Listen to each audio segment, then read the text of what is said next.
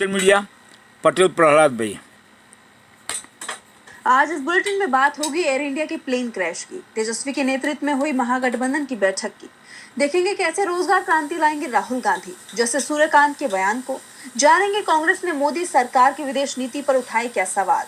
और बुलेटिन के आखिर में बात पीएम मोदी को कनाडा से मिले न्योते पर उठते सवालों की। लेकिन दिन भर की तमाम बड़ी खबरों से पहले एक नजर आज की सुर्खियों पर। अखिलेश यादव का बड़ा फैसला, कुशीनगर छोड़ पार्टी के सभी जिलाध्यक्ष हटाए, नए सिरे से होगी नियुक्ति। देश में कोरोना के एक्टिव केसेस में इजाफा, 7,154 पहुंची कुल सक्रिय केसों की संख्या, लोगों से एहतियात बरतने की अपील। महाराष्ट्र कांग्रेस अध्यक्ष नाना पटोले ने राष्ट्रपति को लिखी चिट्ठी, महाराष्ट्र सरकार को बर्खास्त करने की मांग, चुनाव में धांधली का लगाया आरोप। लाल निशान पर बंद हुआ शेयर बाजार, 823 अंकों की गिरावट के साथ 81,691 पर बंद हुआ सेंसेक्स, तो वहीं 253 अंकों की गिरावट के साथ 24,888 पर बंद हुआ निफ्टी। ये तो थी सुर्खियां। अब बात आज की सबसे बड़ी खबर की। गुजरात के अहमदाबाद में बड़ा हादसा हुआ है। एयर इंडिया का फ्लाइट नंबर AI-171 उड़ान भरने के कुछ ही मिनट में क्रैश हो गया। क्रैश साइट से आसमान में धुआं का गुबार काफी ऊंचा उठता दिखाई दिया। रनवे से ही ये धुआं उठता दिखाई दिया। जैसे ही हादसे की जानकारी मिली, रेस्क्यू टीम मौके पर पहुंच गई और अपना काम शुरू कर दिया। हादसे की वीडियो लगातार वायरल हो रही है। प्लेन में क्रू मेंबर समेत करीब 242 यात्री सवार थे। ये विमान अहमदाबाद से लंदन जा रहा था और अहमदाबाद एयरपोर्ट से टेक ऑफ करने के कुछ देर बाद मेघानी नगर के पास क्रैश हो गया। एयरपोर्ट से मेघानी नगर की दूरी लगभग 15 किलोमीटर है। हादसे के तुरंत बाद फायर ब्रिगेड की 7 गाड़ी मौके पर पहुंच गई और आग बुझाने का काम शुरू किया। ऐसे में एयरपोर्ट के सभी रास्ते बंद कर दिए गए। हादसे का शिकार हुआ विमान बोइंग कंपनी का बनाया है। बोइंग 787 ड्रीम लाइनर को एयर इंडिया ने 11 साल पहले अपने बेड़े में शामिल किया था। दिसंबर 2013 में इसे बोइंग से खरीदा गया था। एयर इंडिया के अलावा भी कई एयरलाइंस इनका इस्तेमाल करती हैं। इस विमान में 2 क्लास कॉन्फ़िगरेशन है, जिसमें बिजनेस क्लास में 18 सीटें और इकोनॉमी क्लास में 238 सीटें होती हैं, यानी 256 सीट होती हैं। और इसमें से अधिकांश सीटों पर यात्री मौजूद थे, जिसमें गुजरात के पूर्व सीएम विजय रूपाणी का नाम भी शामिल है। वहीं इस घटना के बारे में जानकारी देते हुए DGCA ने बताया कि अहमदाबाद से लंदन की तरफ उड़ान भरने वाली एयर इंडिया की फ्लाइट 2787 ड्रीम लाइनर विमान एक रिहायशी इलाके में दुर्घटनाग्रस्त हो गया है। इस विमान ने दोपहर 1:38 पर उड़ान भरी थी। उड़ान भरने के 5 मिनट बाद ही ये विमान दुर्घटनाग्रस्त हो गया। घटना के वक्त विमान में pilot in command Sumit Sabharwal, सह पायलट क्लाइव कुंदर के साथ 12 क्रू मेंबर और 232 यात्री सवार थे। कैप्टन सुमित सभरवाल एक LTC हैं, जिन्हें 8200 घंटों का अनुभव है। LTC का मतलब है लाइन ट्रेनिंग कैप्टन। ये अनुभवी पायलट होते हैं जो दूसरे पायलटों को ट्रेनिंग देते हैं। वहीं दूसरी तरफ उनके साथी पायलट क्लाइव कुंदर के पास 1100 घंटों की उड़ान का अनुभव है। गुजरात के सीएम भूपेंद्र पटेल ने विमान हादसे पर ट्वीट किया। अहमदाबाद में एयर इंडिया के यात्री विमान के हादसे की घटना से मुझे गहरा दुख हुआ है। मैंने अधिकारियों को तत्काल बचाव और राहत कार्य चलाने और घायल यात्रियों के तत्काल उपचार की व्यवस्था युद्ध स्तर पर करने के निर्देश दिए हैं। केंद्रीय गृह मंत्री अमित शाह ने भी मुझसे बात की है और पूर्ण सहयोग का आश्वासन दिया है। जो वीडियो सामने आ रहे हैं उसमें साफ देखा जा सकता है कि विमान ऊंचाई तक गया और फिर तेजी से नीचे की तरफ आया और क्रैश हो गया। हालांकि अभी तक इस हादसे की असली वजह का पता नहीं चल सका है, लेकिन इस घटना ने कई बड़े सवाल खड़े कर दिए हैं। क्या ये मानवीय भूल के चलते हुआ हादसा है, या फिर कोई तकनीकी खराबी के चलते विमान क्रैश हुआ, या फिर ये किसी साजिश का शिकार हुआ है? विमान हादसे को लेकर पीएम मोदी, विपक्ष के नेता राहुल गांधी सहित तमाम लोगों ने दुख जताया है। हादसा क्यों हुआ ये जांच के बाद ही सामने आएगा, लेकिन सबसे ज्यादा सवाल बीजेपी सरकार पर ही उठ रहे हैं। बीजेपी की घेराबंदी गुजरात से लेकर बिहार तक हो रही है। बिहार विधानसभा चुनाव को लेकर महागठबंधन की बैठक हुई, तो क्या कुछ हुआ इस बैठक में, देखिए इस रिपोर्ट में। बिहार में विधानसभा चुनाव के चलते सत्ता पक्ष और विपक्ष तैयारियों में लग गया है। एनडीए में जहां बिखराव बढ़ता जा रहा है, तो वहीं महागठबंधन एकजुट होता जा रहा है। एनडीए की अभी तक एक भी बैठक नहीं हो पाई है, वहीं महागठबंधन की चौथी बैठक हुई, जिसमें गठबंधन के सभी घटक दल मौजूद रहे। ये बैठक नेता प्रतिपक्ष तेजस्वी यादव के पटना स्थित आवास पर हुई। महागठबंधन की इस बैठक में घटक दल राजद, कांग्रेस, वाम दल और वीआईपी के नेता शामिल हुए। इसके अलावा कोऑर्डिनेशन कमेटी के सदस्यों के साथ ही सभी उप समितियों के सदस्य भी मौजूद रहे। जानकारी के अनुसार इस बैठक में बिहार में सीट बंटवारे के फॉर्मूले पर बातचीत होने की संभावना जताई गई थी। हालांकि इस पर अभी कोई फाइनल रिजल्ट सामने नहीं आया है। महागठबंधन की ये बैठक बिहार विधानसभा के नेता प्रतिपक्ष तेजस्वी यादव के नेतृत्व में की गई। महागठबंधन की कोऑर्डिनेशन कमेटी के अध्यक्ष तेजस्वी यादव ने सभी घटक दलों से चुनाव लड़ने वाली सीटों का ब्यौरा मांगा है। सभी से 5वीं मीटिंग से पहले इसकी जानकारी कमेटी को देने को कहा गया है। वहीं बैठक के बारे में जानकारी देते हुए सीपीएम विधायक ने कहा कि इस बैठक में कानून व्यवस्था को लेकर संयुक्त रूप से आंदोलन करने का प्रस्ताव भी पारित किया गया। आने वाले दिनों में नीतीश सरकार को घेरते हुए महागठबंधन कानून व्यवस्था के मुद्दे पर एकजुट होकर आंदोलन करेगा। यानी एनडीए अभी तक शुरुआत भी नहीं कर पाया है और महागठबंधन ने 5वीं मीटिंग की तैयारी कर ली। दावा किया जा रहा है कि अगली मीटिंग में सीट बंटवारा फाइनल हो जाएगा। महागठबंधन में सीट बंटवारे पर बात बनती दिखाई दे रही है तो एनडीए दबाव में दिखाई दे रहा है और ये दबाव राहुल गांधी के चलते और भी ज्यादा बढ़ता दिख रहा है। राहुल गांधी लगातार मोदी सरकार की नीतियों पर सवाल उठा रही हैं और अब उन्होंने रोजगार सहित तमाम मुद्दों पर सरकार को घेरा है। तो क्या कुछ कहा राहुल ने, देखिए इस रिपोर्ट में। कांग्रेस सांसद राहुल गांधी ने मोदी सरकार पर तीखा हमला बोला है। राहुल ने कहा कि पीएम मोदी ने हर साल 2 करोड़ नौकरियां देने का वादा किया था, जो अब एक जुमला बनकर रह गया है। राहुल ने कहा पीएम मोदी ने 11 साल में हर वादा तोड़ा, 2 करोड़ नौकरियां जुमला बन गया।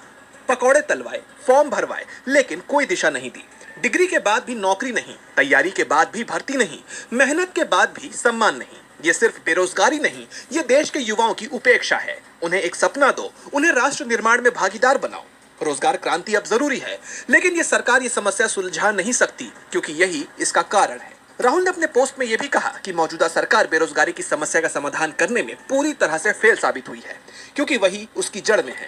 उन्होंने युवाओं को राष्ट्र निर्माण में भागीदार बनाने और उनके लिए नए अवसर पैदा करने की भी अपील की। उन्होंने सरकार से मांग की कि बेरोजगारी के मुद्दे पर ठोस कदम उठाए जाएं और युवाओं के भविष्य को प्राथमिकता दी जाए। उन्होंने रोजगार क्रांति को समय की मांग बताते हुए इसे लागू करने के लिए वैकल्पिक दृष्टिकोण की जरूरत पर भी जोर दिया। राहुल गांधी मोदी सरकार को उसके वादे याद दिला रही हैं, तो सुप्रीम कोर्ट के जज सरकार को संविधान की ताकत बता रहे हैं। सीजेआई बीआर गवई के बाद सुप्रीम कोर्ट के सबसे वरिष्ठ जज जस्टिस सूर्यकांत ने लोगों को न्याय दिलाने को लेकर भी बड़ा दावा किया है। तो क्या कुछ कहा जस्टिस सूर्यकांत ने, देखिए इस रिपोर्ट में। सुप्रीम कोर्ट के जज जस्टिस सूर्यकांत ने सोशल मीडिया पर वायरल हो रही गलत जानकारी, भावनात्मक टिप्पणियां और मीडिया ट्रायल से जुडिशियल इंडिपेंडेंस को गंभीर खतरा बताया है। जस्टिस सूर्यकांत वो जज हैं जो बीआर गवई के रिटायरमेंट के बाद देश के अगले सीजेआई होंगे। सैन फ्रांसिस्को में judicial evolution in digital age विषय पर बोलते हुए उन्होंने कहा कि डिजिटल दुनिया कोर्ट को लोगों के करीब तो लेकर आ गई, लेकिन इसके साथ नई चुनौतियां भी आई हैं। उन्होंने बताया कि आज की हाइपर कनेक्टेड दुनिया में एक नया डिजिटल पब्लिक तैयार हुआ है, जो मुखर, अधीर और अक्सर कम जानकारी वाला है। ये लोग कानून को समझने की बजाय भावनाओं से प्रभावित होकर अपनी राय बनाते हैं। कोर्ट के फैसलों को लोग समझने से पहले सोशल मीडिया पर जज करने लगते हैं, जिससे भ्रम, नकारात्मकता और भरोसे की कमी पैदा होती है। जजों पर ट्रोलिंग और पर्सनल अटैक भी अब आम हो गए हैं, जो न सिर्फ कोर्ट की साख को नुकसान पहुंचाते हैं, बल्कि लोकतंत्र के लिए भी खतरा है।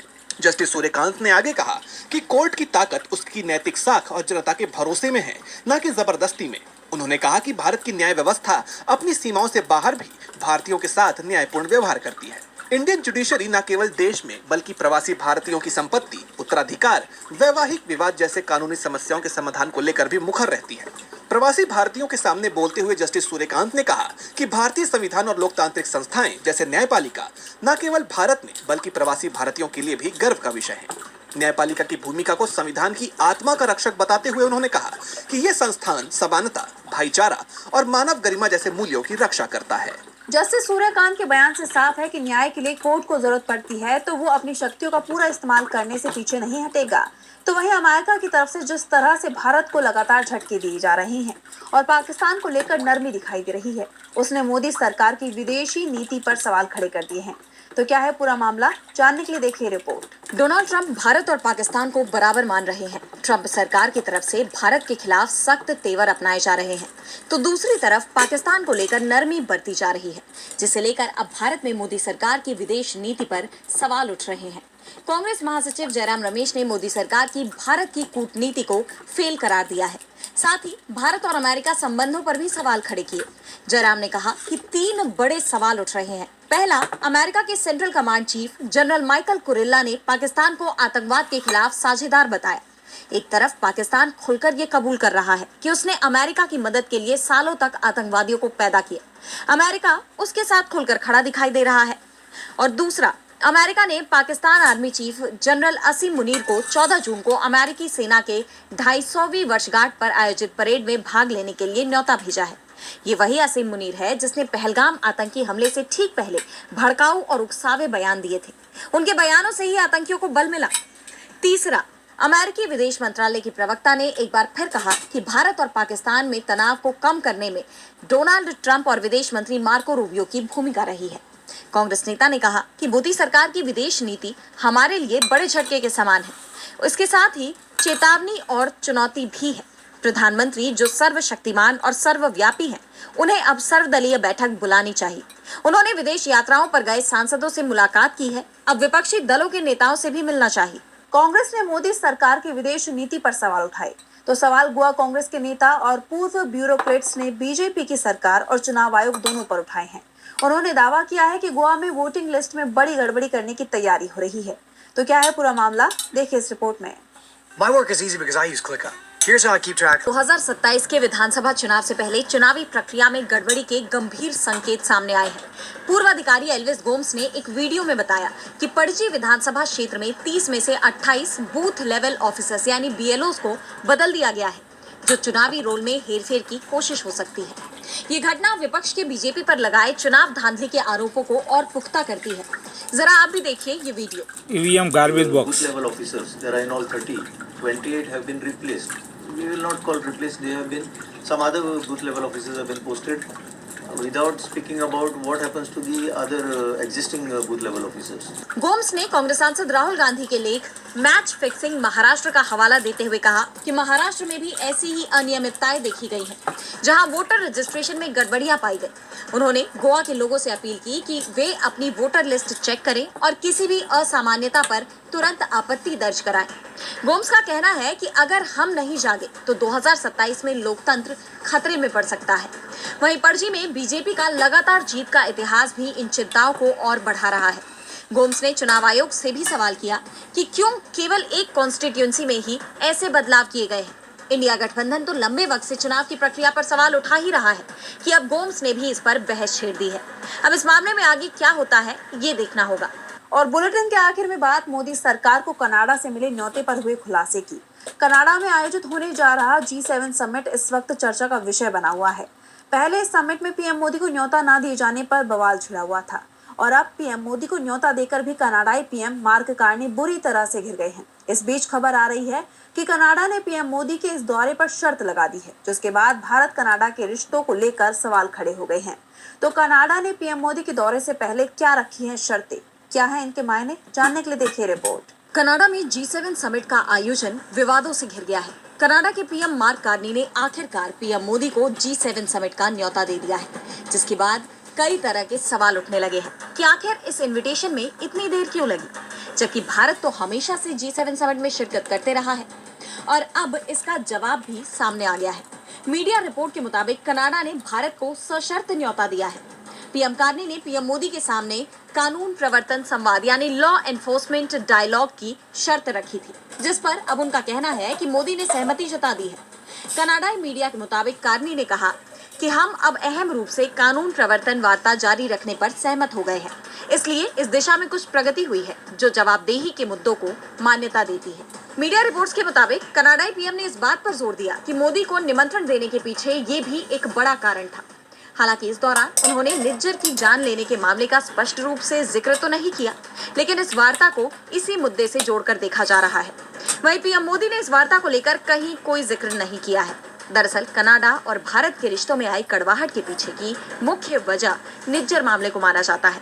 कनाडा के पूर्व पीएम जस्टिन ट्रूडो ने इसकी साजिश में पीएम मोदी, गृह मंत्री अमित शाह जैसे दिग्गजों का भी नाम जोड़ दिया। हालांकि अब तक कनाडा इसके सबूत पेश नहीं कर पाया। ऐसे में अब इस लॉ एनफोर्समेंट डायलॉग को निज्जर मामले से जोड़कर देखा जा रहा है और अगर भारत ये समझौता करता है तो एक तरह से कनाडा, जो अब तक भारत पर आरोप लगाता आ रहा था, ये समझौता उसका कबूलनामा होगा। फिलहाल इस पर भारत की प्रतिक्रिया का इंतजार हो रहा है। अब देखना होगा कि क्या पीएम मोदी का ये